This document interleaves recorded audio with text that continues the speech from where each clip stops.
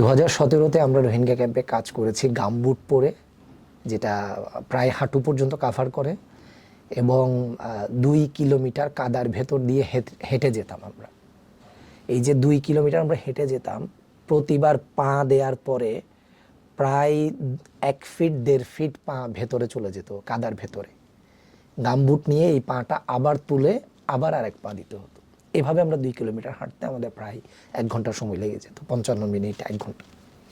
তারপর গিয়ে আমরা একটা জায়গায় যেতাম যেটা আমাদের হেলথ পোস্ট, কারণ পেশেন্টরা যেহেতু আসতে পারে না, আমরাই যেতাম তাদের কাছে।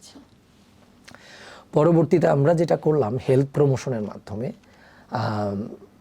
রোহিঙ্গা ক্যাম্পের যে তরুণরা আছে, ইয়ুথ যারা আছে, তাদেরকে এনগেজ করা শুরু করলাম।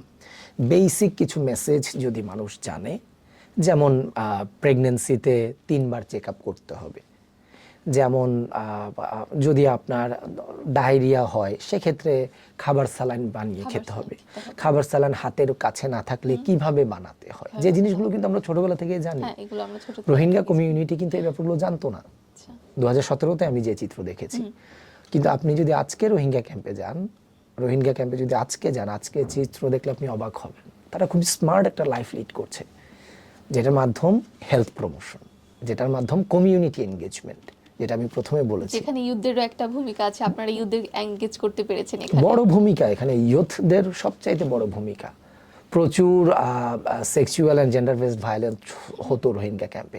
মেন্টাল হেলথ প্রচুর ইস্যু ছিল, যেগুলো আমরা রোহিঙ্গা ক্যাম্পে ইউথদের ইনভলভমেন্টের মাধ্যমে এগুলো অ্যাড্রেস করতে পেরেছি।